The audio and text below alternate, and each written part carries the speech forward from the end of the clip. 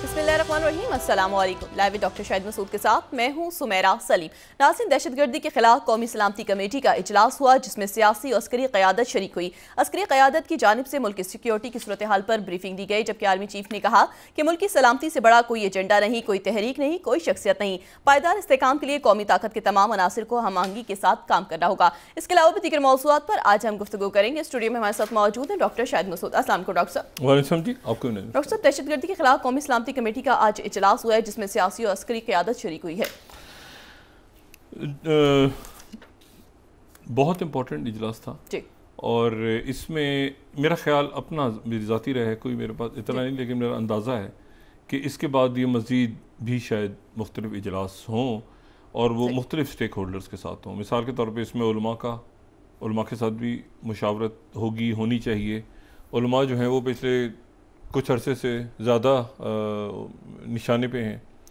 अच्छा, इसी तरह से सिक्योरिटी फोर्सेस तो खैर और पुलिस तो मुसलसल उनका सारा सिलसिला। उसके बाद जो है वो मुख्तलिफ जमातें जो पार्लियामेंट में नहीं हैं उनसे भी किसी न किसी सतह पर रब्ता होगा, जैसे जमात इस्लामी है उनसे भी रब्ता होगा। ये बात पहले चल रही थी ना कि APC है या पार्लिमानी लीडर्स को बुलाया जाए, और इसी तरह से जो तहरीक तहफ़्फ़ुज़ पाकिस्तान उसके रहनुमाओं से भी कहीं ना कहीं रब्ता होगा। ये ज़हन में रखें कि उसमें अभी तक तो हमने महमूद खान अचकज़ई साहब का मौक़िफ़ सुना है ना, और PTI का, लेकिन उसमें जो है वो शाहिद खान अब्बासी साहब भी हैं उसमें, उसको जो लीड कर रहे हैं, तो उनसे भी कहीं रब्ता होगा। कहीं महमूद खान अचकज़ई साहब से बात होगी, PTI से बात होगी, मुख्तलिफ से, और फिर उसके बाद ये मामला आगे बढ़ेगा। और ये जो बात आज हुई है कि जी ये मुकम्मल सियासत से, मतलब सियासत को एक तरफ रख दें और इसमें जो पेटी इश्यूज़ हैं उनको भी एक तरफ रख दें, मफादात को एक तरफ रख दें, और ये जो इस वक्त जो बड़े इश्यूज़ हैं रियासत के उनको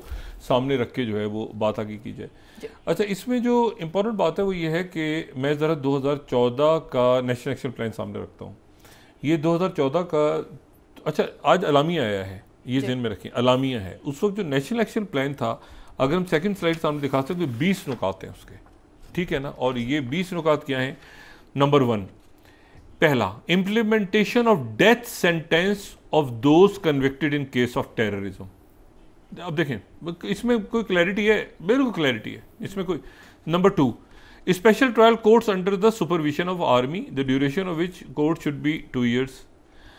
अच्छा, उसके बाद military outfits and armed gangs will not be allowed to operate in the country, ठीक है। NACTA will be strengthen. अच्छा, strict action against the literature, newspapers and magazines promoting hatred extremism. अब आप देखें कौन सी चीज़ ऐसी है जो इसमें ऐसी है जिसके ऊपर कोई भी इख्तलाफ करे। Strict action. उसके बाद 6 पे चले जाएं आप, यहाँ से इशू खड़ा होता है। ये जो इशू है ना, ये मेरा ख्याल से एक छठा इशू ऐसा है जिसके ऊपर यहाँ से वो फाइनेंसिंग, टेरर फाइनेंसिंग वाला था, जो जिस मामले के ऊपर ढील पड़ी, ठीक है।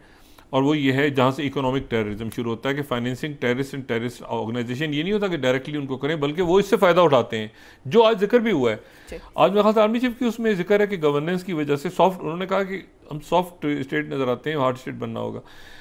कई मुल्क ऐसे हैं जो हार्ड पॉलिसी इस्तेमाल कर रहे होते हैं लेकिन सॉफ्ट स्टेट नज़र आ रहे होते हैं। ये भी तो देखें ना, आप देखने में सॉफ्ट स्टेट नज़र आ रहे होते हैं, पॉलिसीज़ हार्ड होती हैं जब ये आप नेशनल सिक्योरिटी के ऊपर चले जाते हैं तो। अच्छा, फिर उसके बाद आगे देखें आप 7th, रीमर्जेंस ऑफ प्रिस्क्राइब ऑर्गेनाइजेशंस, बिल्कुल ठीक है, इस पर कौन तो करेगा। Establishing and deploying dedicated counter terrorism force. फिर उसके बाद स्टेप्स, रिलीजियस परसिक्यूशन के अलावा रजिस्ट्रेशन होंगी मतलब मदारिस की, फाटा का मामला। फिर 13वां आप देखें तो कम्युनिकेशन नेटवर्क होगा, उसको डिस्पेंटर कर दिया जाएगा। फिर उसके बाद ज़ीरो टॉलरेंस ऑफ मिलिटेंसी इन पंजाब भी है। Measures against abuse and internet and social media for terrorism, ठीक है। On going operation in Karachi, operation चल रहा था, लॉजिकल एंड, वो पता नहीं लॉजिकल एंड तक पहुंचा कि नहीं पहुंचा, मेरा ख्याल है शायद पहुंच भी गया है, लेकिन कुछ हवालों से नहीं भी पहुंचा क्योंकि माशी तौर पे तो वहाँ पे अजीब सूरत हाल है। अच्छा, Balochistan government to be fully and part, अब इसमें भी जिक्र है बलूचिस्तान का, आप नोट करें 17 पॉइंट, यानी 2014 में fully empowered for political reconciliation with complete ownership by all stakeholders, dealing firmly with sectarian terrorist. उसके बाद ये कि ये हो गया 2014 का। क्रिमिनल जस्टिस सिस्टम को रिफॉर्म करना है और रिवैम्प करना है, वो तो नहीं हुआ, वो तो नहीं हुआ। इसमें आप देखें ना, अगर आप इसमें आप देखें तो मुझे इसमें ये बताएं कि इसमें तो एक आध जगह पे फौज का रोल है, बाकी तो सारा जो है वो सिविलियन इदारों का रोल है ना जी। तो अब ये देखिए ना, ज़ीरो टॉलरेंस फॉर मिलिटेंसी इन पंजाब, तो ये तो सिविल इदारे भी तो, सिविल हम लोग भी तो, बाकी भी तो करें ना लोग सारे अपना रोल प्ले। इसी तरह से जो है वो बाकी सारे इश्यूज जो हैं, बहुत सारे इश्यूज हैं जहाँ पुलिस आ रही है, कहीं पे इंटेलिजेंस एजेंसीज होंगी, कहीं पे अवाम होंगे, कहीं पे। अच्छा, फिर इसका रिवाइज देखें आप, ये जो 2021 वाला है, तो इसमें अगर आप देखें तो रिवाइज नेशनल एक्शन प्लान में ये इसमें काइनेटिक डोमेन आ गया था और नॉन काइनेटिक डोमेन आ गया था, और इनटॉलरेंस फॉर मिलिटेंसी है इसमें। अच्छा, फिर उसके बाद जो है action against spread of terrorism through media, ये 2021 का है। अच्छा, चोकिंग ऑफ टेरर फाइनेंसिंग।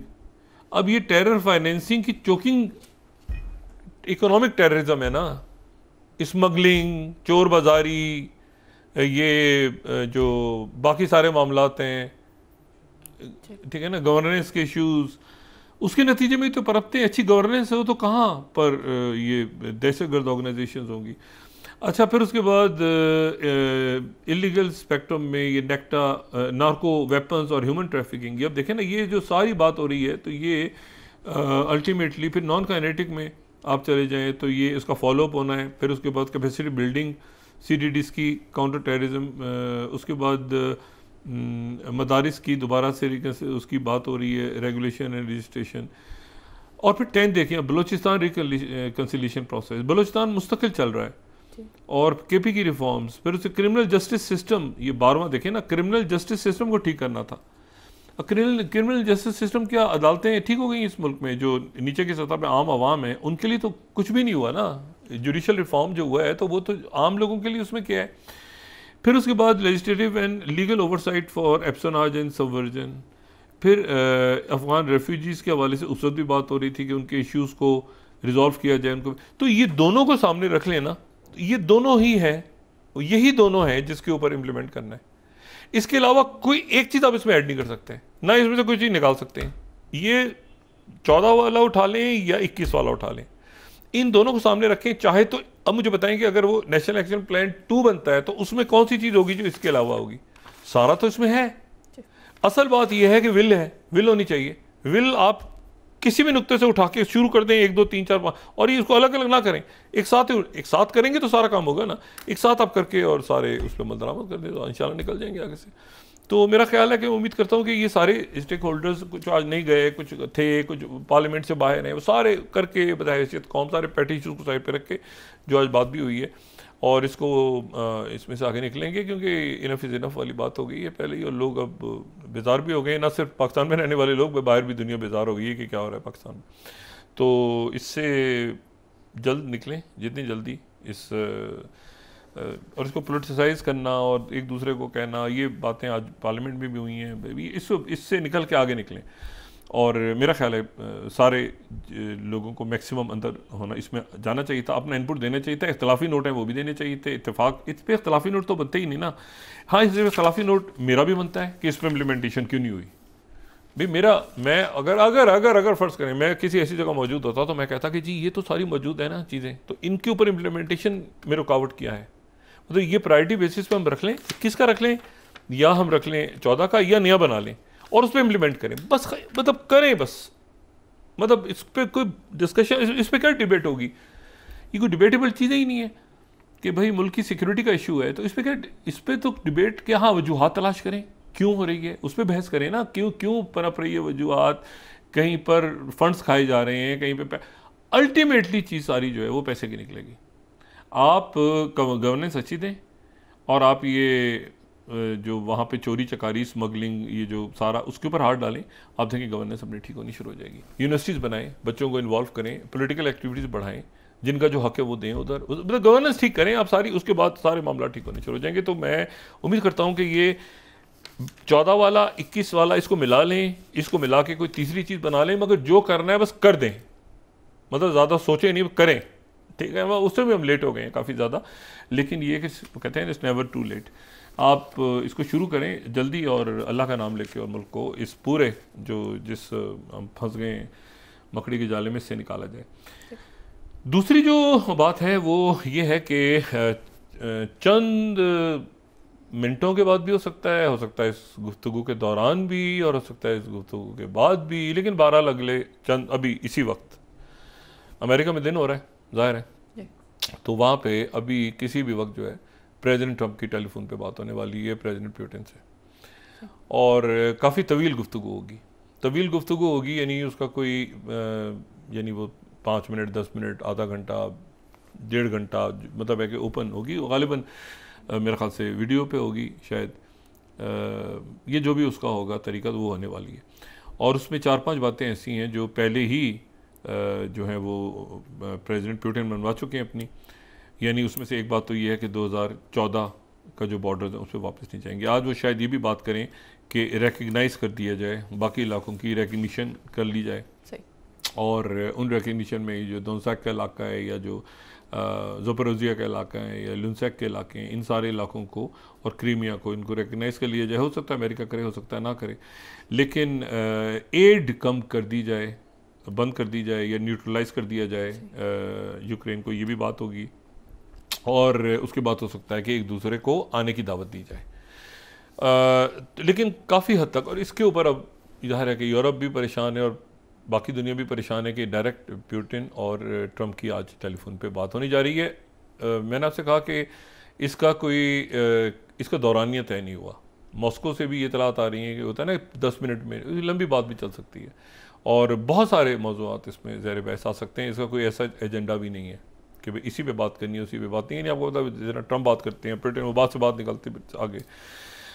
तो ये जो अब इसके नतीजे में जो नई बाउंड्रीज़ तय होने जा रही हैं, दुनिया में नई बाउंड्रीज़ तय होने जा रही हैं, यानी देखते ही देखते पिछले 2-3 सालों के अंदर अब नई बाउंड्री, नए नक्शे बनेंगे कि कौन सा इलाका यूक्रेन रह गया, कौन सा इलाका रशिया बन गया, कौन सा इलाका कोई नई रियासत बन गया, कौन सा इलाका जो है वो नई रियासत नहीं बना। तो नक्शा एक्चुअली आज नक्शा फाइनल होने जा रहा है। वो याल्टा 2 तो नहीं कहूँगा, लेकिन याल्टा अगर इसमें 2 पावर्स को ही लें इस वक्त बड़ी, तो वो नक्शा भी तय करने जा रही हैं।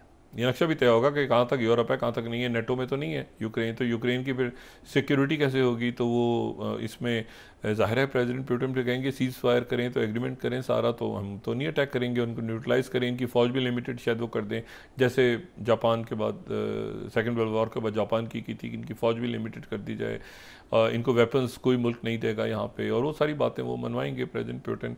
हो सकता है सारी बातें आज मान ली जाए, हो सकता है कि दोबारा एक मुलाकात तय हो जाए कि नहीं जी सारी बातें तय नहीं हुई, कुछ बातें तय हो गई हैं और आगे हम दोबारा मुलाकात करेंगे। अच्छा, तो ये अभी मैं वापस आता हूँ ये यूक्रेन के ऊपर, लेकिन इसी दौरान जो है वो पिछले 24-48 घंटों में अजीब वाक़यात हुए, क्योंकि स्टीव वित्कॉफ यहाँ इन्वॉल्व हैं, बड़ी ताकतें यहाँ इन्वॉल्व हैं।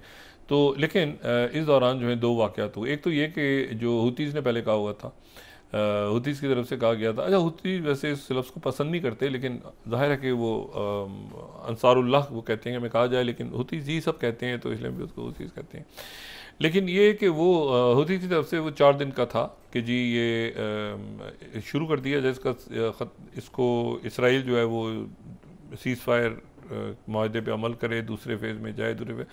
तो एक दिन रह गया था, तो उससे पहले अमेरिका ने उनके मुख्तलिफ ठिकानों को निशाना बनाया। उसमें अंदाज़ा था कि कोई 53 से 60 तक के लोग, 60 के करीब उसमें जो मुख्तलिफ जगहों पे, जो कल हमने बताया भी था उसमें कि सदा का इलाका और सना के इलाका और बाकी इलाके जो हैं वो हिट हुए वहाँ पे। और फिर उसके बाद रैली भी निकली वहाँ पे यमन में बड़ी, और उसके बाद सारा कुछ हुआ। फिर उन्होंने जवाबी ड्रोन दागे, लेकिन उससे अमेरिकन कहते हैं कि नहीं दागे, उन्होंने वो कहते हैं कि हमने 2 ड्रोन दागे USS हैरी ट्रूमन पे। अच्छा, लेकिन उसके बाद ये एक यहाँ पर इसी दौरान जो है वो कल रात को जब यानी रमज़ान की रातें हैं, सीज़ फायर है, लोग इबादत कर रहे हैं, रोज़ा अफ्तार रहे हैं, बच्चे मतलब तैयारी पकड़ रहे हैं, ख़वातीन बना रही हैं सेहरी सारा। तो इसराइल ने सीज़ फायर मुआहदा तोड़ दिया रात को, और उन्होंने यानी कई महीनों के बाद भरपूर आग बरसाई रात को। और रमज़ान के दिनों में दूसरा शाह चल रहा है, और लोगों को बिल्कुल अंदाज़ा ही नहीं था कि ऐसा हो सकता है। वो बड़े वहाँ से इतलाते हैं, लोग खुश थे और इबादत में मसरूफ़ थे, और ये थे कि कोई बात आगे बढ़ेगी आगे बढ़ेगी। और उसमें मुख्तलिफ़ जगहों पे तमाम गज़ा के इलाके में जो है वो बॉम्बिंग्स हुई, स्ट्राइक्स हुई, और उसके नतीजे में कम से कम जो इतलात हैं वो ये हैं कि 400 फ़लस्तीनी, जिसमें बच्चे, औरतें और आम लोग, शहरी, वो उसमें शहीद हो गए, 400।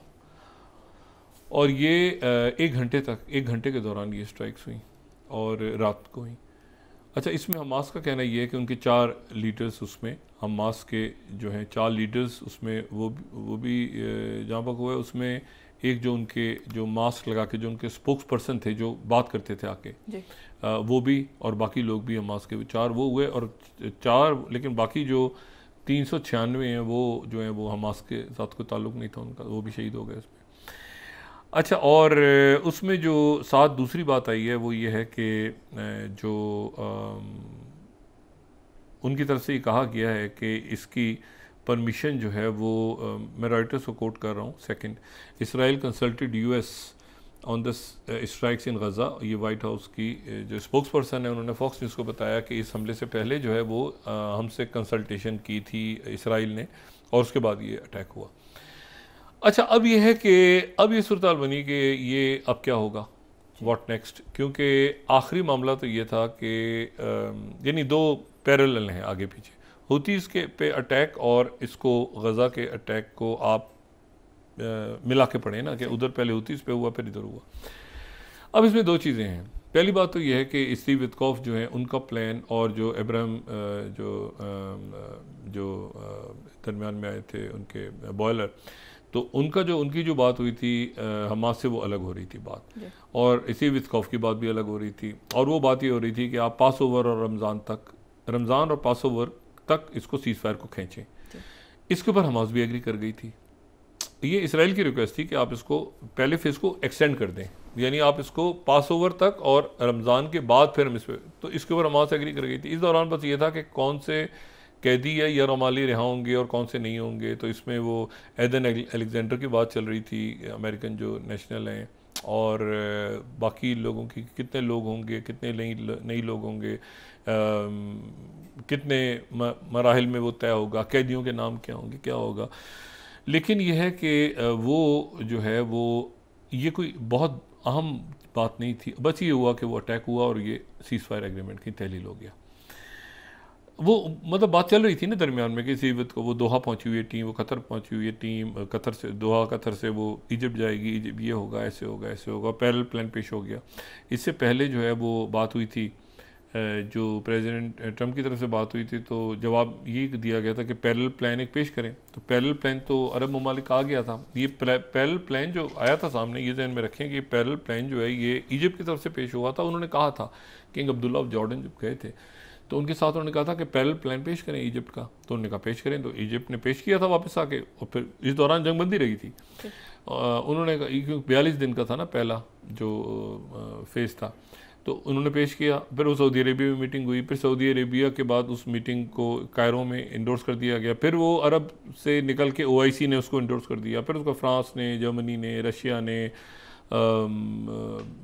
बहुत सारे यूरोप के मुल्कों ने, चाइना ने, सब ने उसको इंडोर्स कर दिया जो OIC का प्लान था। तो सवाल अब ये है कि व्हाट नेक्स्ट। एक बात तो ये है कि ये सारे अब दोबारा इस वक्त कोशिश हो रही है जल्द कि ये दोबारा स्ट्राइक्स ना हो और ये जो मामला है ये इधर ही रुक जाए और ये बात आगे बढ़े, यानी मुज़ाकरात की तरफ बढ़े। इसराइल जो है उनकी तरफ से कहा जा रहा है कि जी हमने तो प्रेसिडेंट ट्रंप से मशवरा भी कर लिया था, और उनकी तरफ से जो वो ऑल हेल आउट वाली बात थी जो उन्होंने पहले की थी, उस पर हमने करके भी दिखा दिया, और वो हमने करके भी दिखा दिया। और ये जो है अब आगे से क्या होगा। अच्छा, एक बात मैं यहाँ पे आगे बढ़ने से पहले मैं इस बात को, क्योंकि आने वाले दिनों में शायद हम इसको डिस्कस करें, ये जो इशू है ना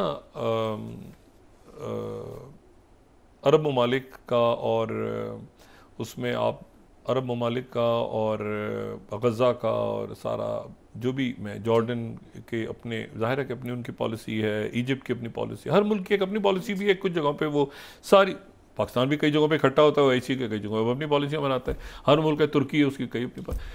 तो जो एक मुल्क है उसको ज़रा जहन में रखें, क्योंकि आने वाले दिनों में वो मुल्क है सूडान। सूडान जो है अब उसका बराह रास्त बहुत गहरा ताल्लुक है गज़ा और इस पूरे इलाके के साथ। हम तो डिस्कस कर रहे होते हैं ना, सारे मुल्क डिस्कस कर रहे होते हैं कि जी जॉर्डन में ये हो रहा है, इजिप्ट में ये हो रहा है, लेकिन अब काफ़ी दिनों से हमने सूडान डिस्कस नहीं किया। सूडान को ध्यान में रखें, सूडान का बड़ा कलीदी रोल है इसमें। सूडान जो है वो एक तो उसकी जो जियो पॉलिटिकल उसकी जो जोग्राफिकल लोकेशन है, वो लोकेशन उसकी हॉर्न ऑफ अफ्रीका, और वो बिल्कुल जो है वो आप यानी वो सऊदी अरेबिया के बिल्कुल करीब है। बीच में थोड़ा सा वो इलाका है जो कि बहर अहमर है, वरना वो सऊदी अरेबिया, यानी सऊदी अरेबिया की उस तरफ भी, बल्कि रेड सी उधर जाएँ तो आप ये मक्का और मदीना से ज़्यादा करीब है बनिस्बत, कुछ लोग कहते हैं रियाद का डिस्टेंस ज़्यादा है, शायद ये ज़्यादा करीब है सूडान की जो बॉर्डर्स हैं। तो ये जो है ना सूडान की एक तो ये इंपॉर्टेंस है कि हॉर्न ऑफ अफ्रीका और बिल्कुल इजिप्ट, एक तरफ इजिप्ट है, अच्छा इजिप्ट एक तरफ है, ये ध्यान में रखें, एक तरफ इसके इजिप्ट है। अच्छा फिर उसके बाद जो है सूडान में बड़ी एक तवील खाना जंगी हुई, कई सालों से दो हिस्सों में टूट गया। साउथ सूडान ये वही जगह है जहाँ पे आपको पता है कि इथोपिया के अंदर वो बहुत बड़ा डैम बन रहा है जिसको चाइना सपोर्ट कर रहा है, चाइना से वो रिवर नाइल के पानी के, ये सारा हम डिस्कस कर रहे हैं, लेकिन अभी सूडान तक रुकें। सूडान इसलिए इम्पॉर्टेंट है कि सूडान में वो उमर अल बशर जो उनके कई साल तक 30 साल तक उनके सदर है उमर अल बशर, और उमर अल बशर जो है वो उनके 30 साल तक सदर रहे। और ये बड़ा ऐसा दौर था कि यानी ये वो दौर है ना जब उसामा बिन लादेन सूडान जा रहे हैं और वो ख़तूम बॉम्बिंग्स हो रही हैं और ये और वो, बड़ा उसकी पुरानी एक हिस्ट्री में उसमें नहीं जा रहा, लेकिन 30 साल तक वो सदर रहे वहाँ पे। और 2019 में उनका फ़ौज ने तख्ता उलट दिया।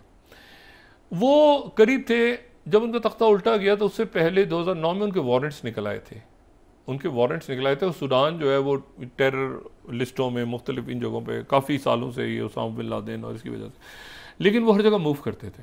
उनको हमायत थी अरब ममालिक की, कुछ अरब ममालिक की उनको हमायत हासिल थी। मैं कुछ अरब ममालिक कह रहा हूँ, नाम नहीं ले रहा, कुछ अरब ममालिक की उनको हमायत हासिल थी, जिसकी वजह से ये हुआ कि उनको सपोर्ट भी मिलती थी और वो उसके बाद जो है वो मूव भी करते थे मुख्तलिफ जगहों पे, और वो यहाँ पर अपना सारा उनका बिजनेस चल रहा था। लेकिन फिर ये हुआ कि यहाँ पर जो 2011 के बाद ये पॉलिटिकल सिनेरियो चेंज होना शुरू हो गया। ये अरब स्प्रिंग्स के बाद ये जो सो कॉल्ड एक अजीब किस्म की एक तहरीकें शुरू हुई। शुरू तो ऑर्गेनिक हुई थी, उस लड़के ने आग लगाई थी अपने आप को ट्यूनिस में, लेकिन ये कि उसके बाद वो किसी और रंग में निकल गई, इंतशार फैल गया पूरे इलाके में। तो इस दौरान ये हुआ जिसका यमन भी निशाना बना और आज तक बना हुआ है, और सीरिया भी बना और आज तक बना हुआ है, और लग रहा है कि ठीक हो जाएंगे मुल्क सारे। लेकिन यह है कि यहाँ पर सूडान में ये हुआ कि इस दौरान जो है वो जो उमर अल बशर थे वो दरमियान में आ गए कहीं, क्योंकि इसी दौरान जो है वो खलीजी ममालिक के दरमियान इख्तलाफात पैदा हुए। कतर को निकाल दिया गया अरब लीग से, GCC, और ये सारे मामलात हुए। तो उमर अल बशर जो है उनका झुकाव एक तरफ हो गया। जो मुल्क उनको सपोर्ट कर रहे थे इतने अरसे, जो अरब ममालिक सपोर्ट कर रहे थे, उनसे हटके वो दूसरी साइड पे जाना शुरू हो गए, उस तरह उन्होंने रब्ता कर लिया। ये ध्यान में रखें कि जब यमन में जंग हुई स्टार्ट, तो सूडान उन मुल्कों में से है जिसने अपनी 10,000 फ़ौज भेजी थी। ये मैं 5th स्लाइड उस ज़माने की कोट कर रहा हूँ, Sudan Times, 3rd slide. Sudan to send 10,000 troops to join Arab forces in Yemen. Sudan ने अपनी 10,000 फ़ौज भेजी थी यमन में जंग लड़ने के लिए, ठीक है। ये उस वक्त है जब सऊदी अरेबिया और बाकी मुल्क इन्वॉल्व हो गए, यमन में विड्रॉ कर गए। लेकिन इस दौरान जो चेंजेस आए ना, उसमें ये हुआ कि वो कहीं ईरान के करीब आए, कहीं तुर्की के उनके राब्ते हो गए, कहीं इधर हुए, तो वो ये हुआ कि उनकी सपोर्ट हटी तो वो उनका फ़ौज ने तख्ता उलट दिया। बहरहाल वो ख़त्म हो गया, फ़ौज ने तख्ता उलट दिया। अच्छा, इसी दौरान जब यहाँ पर ये सारा मामला चल रहा था, तो इसी दौरान रशिया आ गया सीरिया में, और रशिया इस बात में इंटरेस्टेड था कि वहाँ पोर्ट सूडान में एक बंदरगाह उनको मिल जाए, ताकि वो सीरिया में तो मौजूद हैं, लेकिन ये कि सामने सूडान में भी वो आ जाएं। तो रशिया की भी बातचीत चलना शुरू हुई, वो बातचीत उमर अल बशर से शुरू हो गई चलना उनकी, लेकिन ये कि फिर उनका तख्ता उलट गया, वो बात आगे पीछे हो गई, ख़त्म हो। उसके बाद जब उनका तख्ता उलट दिया गया उमर बशर का, अच्छा ये वो दौर है जब अभी इसराइल के साथ भी इब्राहिम अकॉर्ड होना है नहीं होना, ठीक है ना, 19-20, ये 2019 में तख्ता उलट गया, तो वो बातें भी चल रही हैं, वो शराइत पेश कर रहे हैं, अच्छा ख़त्म किया जाए, मुझे निकाला जाए इसमें से। उमर बशर कह रहे हैं कि टेररिस्ट में से निकाला जाए। ये तख्ता उलट गया, फ़ौज ने उल्टा। लेकिन उसके बाद ये हुआ कि जो फ़ौज है उनकी और पैरामिलिट्री ट्रूप्स वो आपस में लड़ना शुरू हो गई, जो कि सिविल वॉर है बदकिस्मती से सूडान की। अच्छा, सूडान की सिविल वॉर में एक तो सरकारी उनकी गवर्नमेंट की यानी जो सरकारी फ़ौज है उसको अब्दुल फताह बुरहान उसको हेड कर रहे हैं, और दूसरी जो है वो उनकी पैरामिलिट्री फ़ौज है और उसको दगोलो हमेती, ये हम पहले डिस्कस कर चुके हैं, वो उसको हेड कर रहे हैं। और वो जो है ये दोनों आपस में इनकी लड़ाई हो रही है। यानी ये बड़ा मुश्किल है सूडान में। मैंने उस दिन भी बात की थी कि शायद वो है जगह है जहाँ आपको समझ नहीं आती कि यार एक मिनट में सिक्योरिटी के बंदे को बुलाया है, कोई प्रॉब्लम है तो ये कौन सा सिक्योरिटी का बंदा है, इधर वाला है या इधर वाला है। दोनों यूनिफॉर्म में दींगा मुश्ती शुरू हो गई और खाना जंगी शुरू हो गई। अब जो सूडान की इंटरनल पॉलिटिक्स में शुरू हुई तो वहाँ पर रशिया भी है और यूक्रेन भी। अब आप कहेंगे ना सूडान के साथ रशिया और यूक्रेन का क्या ताल्लुक है? ताल्लुक सूडान के साथ जो है वो बड़ा गहरा है रशिया और यूक्रेन का। और मैंने कहा ना एक जगह कुछ हो रहा होता है दूसरी जगह ध्यान में रखें। मैं 6 स्लाइड दिखा रहा हूँ, ये चंद हफ्ते पहले की। Sudan and Russia reach mutual understanding on Moscow's naval base. ये फॉरेन मिनिस्टर की उनसे मुलाकात हुई फरवरी में। तो सूडान और रशिया के दरमियान तय हो गया कि जो ये नए उसके दौरान तय हुआ, नए सेटअप के दौरान, कि भाई यहाँ पर जो है ये बेस जो है वो होगी। अच्छा, लेकिन इस दौरान वहाँ पर एक कन्फ्यूजन ये हुआ कि जो वैगनर ग्रुप था, एक वैगनर ग्रुप भी था, और वैगनर ग्रुप ये वो था जिसको प्रेगोजिन हेड कर रहे थे।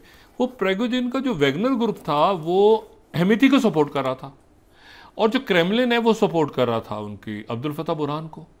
तो एक अंदर केओस पैदा हुआ। ये बिल्कुल वैसे ही जैसे वो हफ्तार को सपोर्ट कर रहा था वहाँ पे, तो एक कन्फ्यूजन सूडान में पैदा हो गया कि ये कैसे। अब मैं यहाँ पे कोट कर रहा हूँ आपको 25 मई का जो सूडान के कि Wagner group provided missiles to Sudan, RSF से US ट्रेजरी। ये अमेरिका ने इल्ज़ाम लगाया कि वो दे रहे हैं यहाँ पे, वो उधर से इधर, यानी यूरोप से। मैं अभी मैं आपको बताता हूँ कि ये इसराइल का, मैं आपसे कहा ना कि आप यूक्रेन की जंग को आप लेकर आ जाएं सूडान तक। अच्छा, अब क्या हुआ जनाब 2023 सितंबर में क्या हुआ?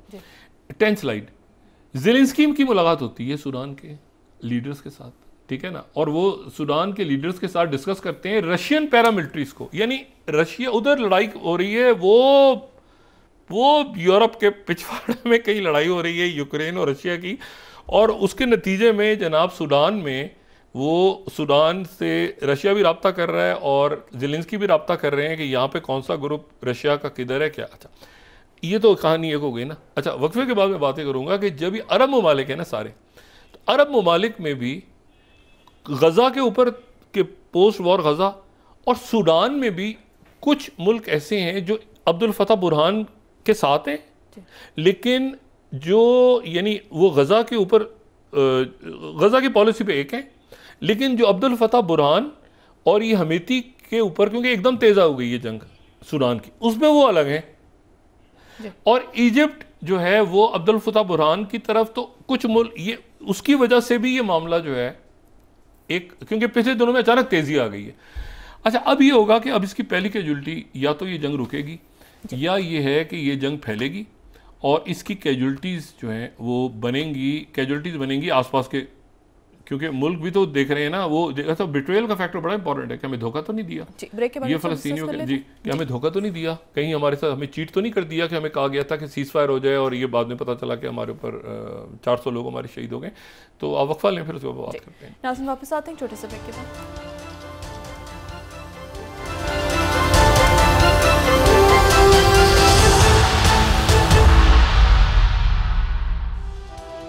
वेलकम बैक नाज़रीन। डॉक्टर साहब, आप कहते हैं कौमी सलामती के आज इजलास में जो फैसले हुए हैं इन पर फौरी अमल दरामद होना चाहिए। देखिए, अलामिया जारी हुआ है ना, तो फैसले तो ये एक नेशनल एक्शन प्लान की सूरत में हमारे सामने मौजूद हैं।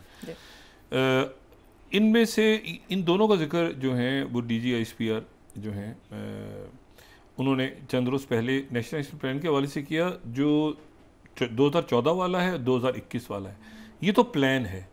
आज एक इजलास हुआ है जो कि पार्लिमानी लीडर्स, जहाँ तक मैं समझ रहा हूँ उसको पार्लिमानी लीडर्स का, जो पार्लियामेंट में मौजूद हैं उनको बुलाया गया था, और जो पार्लियामेंट में नहीं है उनको नहीं बुलाया गया था। मिसाल के तौर पे जैसे शहबाज शरीफ साहब और मरीम नवाज, शहबाज शरीफ साहब तो बतौर वज़ीर आज़म शरीक यकीनन थे, और मरीम नवाज साहिबा वहाँ मौजूद थी एज अ चीफ मिनिस्टर, लेकिन नवाज शरीफ साहब पार्टी के सदर हैं लेकिन वो नहीं थे क्योंकि ये पार्लिमानी लीडर्स का था।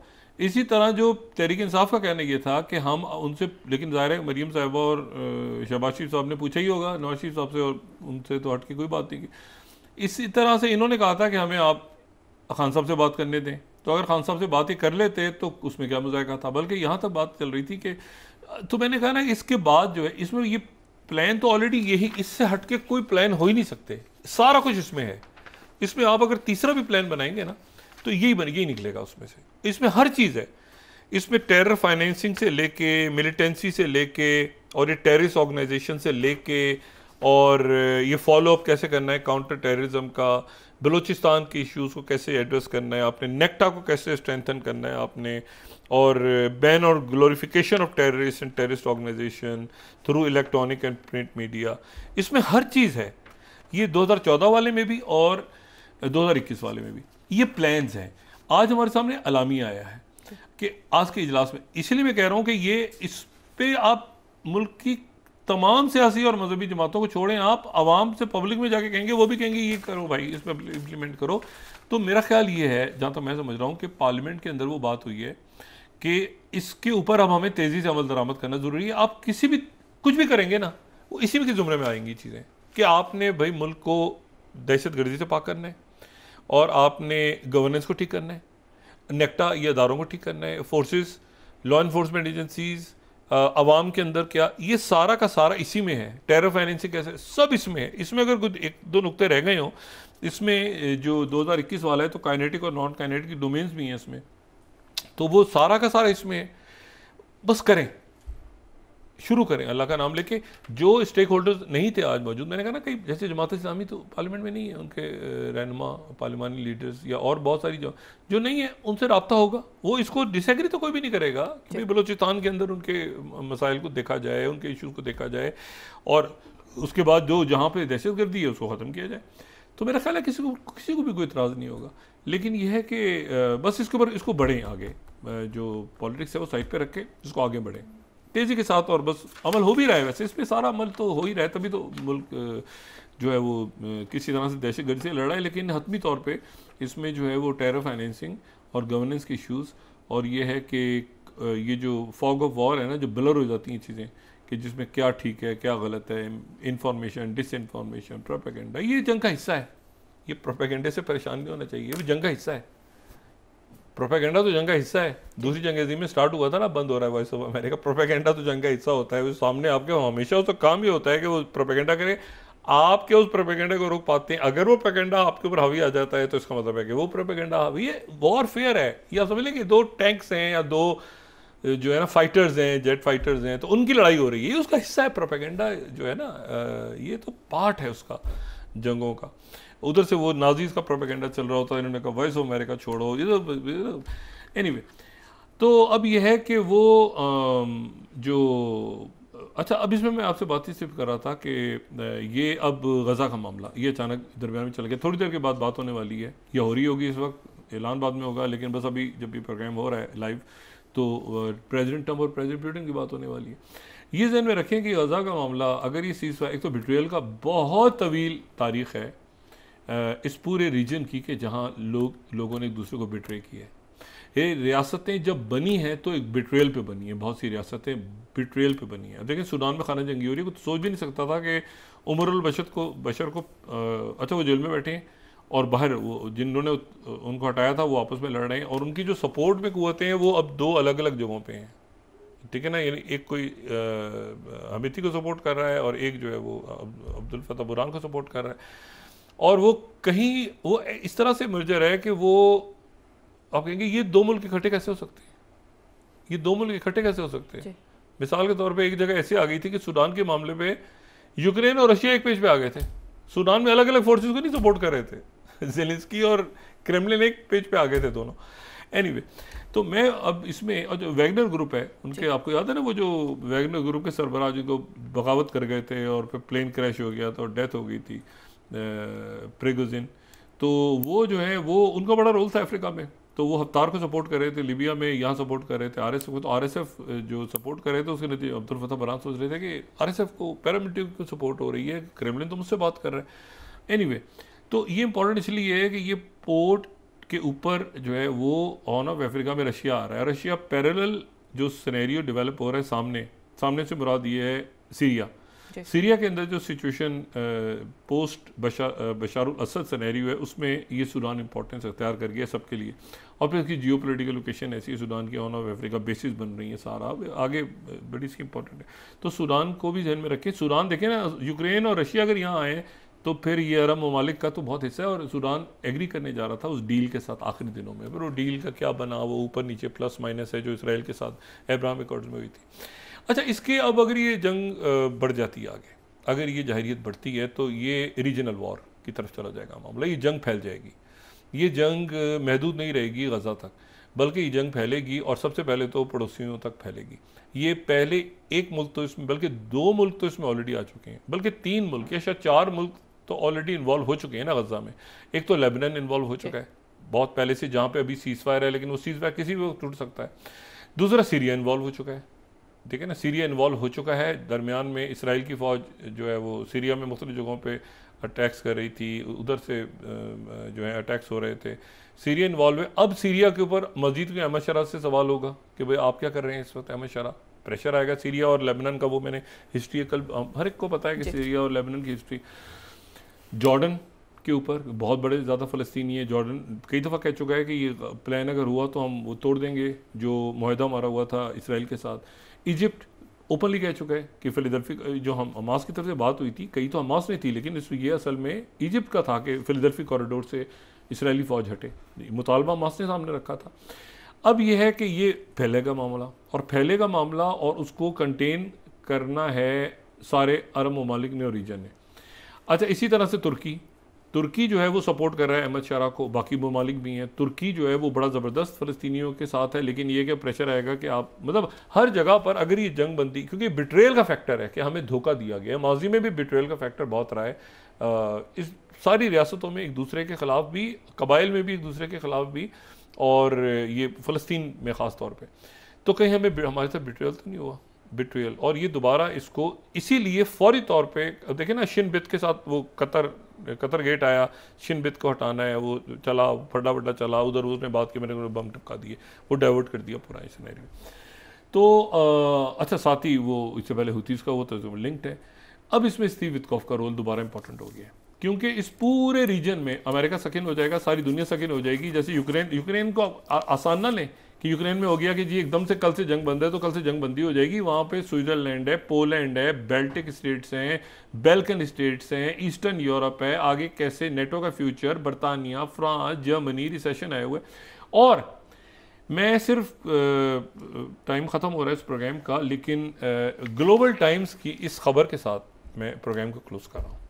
ये ज़हन में रखें कि जो डायरेक्टर नेशनल इंटेलिजेंस हैं तुलसी गैबत, वो इंडिया के बाद जा रही हैं थाईलैंड और जापान, और फिर वापस फ्रांस से होती हुई अमेरिका निकल जाएंगी। और 22 मार्च को एक शख्सियत जा रही है टोक्यो, ये ग्लोबल टाइम्स 18 स्लाइड, एक शख्सियत जा रही है टोक्यो, और वहाँ पर वो अटेंड करेंगे चाइना जापान ROK ट्राइलेटरल। अभी ROK क्या चीज़ है? Republic of Korea. Republic of Korea का मतलब है साउथ कोरिया, जनूबी कोरिया जो अमेरिका का इत्तेहादी है। इसमें 2 मुल्क हैं जो क्वाड का हिस्सा है शायद। अब इशू ये है कि वहां पर वांगली जाएंगे, जापान, रिपब्लिक ऑफ कोरिया और चाइना के दरमियान ट्राइलेटरल फॉरेन मिनिस्टर्स की मीटिंग हो रही है, और 6 Japan high level economic dialogue से खिताब करेंगे जब यहाँ से तुलसी गैबर्ट अपना दौरा कंप्लीट करके वापस जा रही होंगी अमेरिका, तो वो साथ ही वो पहुँच जाएंगे। इशू ये है, अच्छा ये Republic of Korea south Korea है, वो है डेमोक्रेटिक रिपब्लिक ऑफ कोरिया जो कि नॉर्थ कोरिया। तो ये साउथ कोरिया जा रहे हैं, वो साउथ कोरिया जो असल में अमेरिका का इत्तेहादी है, वो जापान जो कि अमेरिका का इत्तेहादी है, ये इनके साथ चाइना की मीटिंग हो रही है। और टाइमिंग्स देखें आप, मैं सिर्फ ये कह रहा हूँ कि इतने सारे इवेंट्स एक साथ, हम बहुत सारी बातें शायद आज कर भी नहीं पाए जो मेरे ख्याल से उसको कल डिस्कस करेंगे, लेकिन अभी तो बात सिर्फ इंपॉर्टेंट है कि मैंने ये सिर्फ आपको बात ये करनी थी कि सूडान को आने वाले दिनों में नज़रअंदाज नहीं कीजिएगा। पूरा जो यूक्रेन से लेके और मशरक़ी वेस्ट अफ्रीका से लेके, यमन से लेके, और ये आप चले जाएं पैसिफिक तक, उसमें सूडान के अंदर जो वाक़यात हो रहे हैं ना, सूडान में चाड भी इन्वॉल्व है, रशिया भी इन्वॉल्व है, तुर्की भी इन्वॉल्व है, कतर इन्वॉल्व है, Saudi Arabia, UAE, you name and they are there, Iran, सारे मुल्क इन्वॉल्व है। तो ये बहुत है, अमेरिका ऑफ कोर्स। तो ये सारा जो सूडान से शुरू करें आप, और उसके बाद आप ये पूरे डॉट्स को कनेक्ट करते जाएं, तो आप सोचेंगे कि अच्छा ये पोर्ट सूडान भी था कोई, ये रशिया दरमियान में बात हो रही थी, अच्छा ज़ेलेंस्की भी सूडान के रहनुमा, ज़ेलेंस्की का क्या ताल्लुक है सूडान से, तो वो भी मिल रहे थे कहीं। तो एक जगह पर इकट्ठे हो गए, फिर वो फड्डा हो गया दोनों का। अच्छा इकट्ठे हुए, फड्डा हुआ, और वो उस वक्त हुआ कि जब वो बगावत की ना उसने, वो जो वैगनर ग्रुप का सरबराह था जो मारा गया जहाज में, वो बेलारूस से जाते हुए रास्ते में जो भी हुआ वाक़या, बगावत कर गया था, उस वक्त ये उससे राब्ते में थे वाले कि ये बगावत हो गई तो वैगनर ग्रुप इधर से इधर आ जाए। तो उस वक्त वो जो है एक कन्फ्यूजन क्रिएट हुआ, जिसमें सूडान के अंदर परेशान हो गए लोग कि ये वैगनर ग्रुप तो इधर था, ये इधर कैसे चला गया अचानक। तो वो मामला बाद में सर्जेई लैवरोव ने ठीक किया। जी बहुत शुक्रिया डॉक्टर साहब। नाज़रीन, इसके साथ ही आज का प्रोग्राम अपने इख्तिताम को पहुंचा। मुझे सुमेरा सलीम को इजाज़त दीजिए। अल्लाह निगहबान। अपने दोस्तों, रिश्तेदारों, गिरदोनवाह के लोगों का सब ख्याल रखिएगा। अल्लाह हाफ़िज़।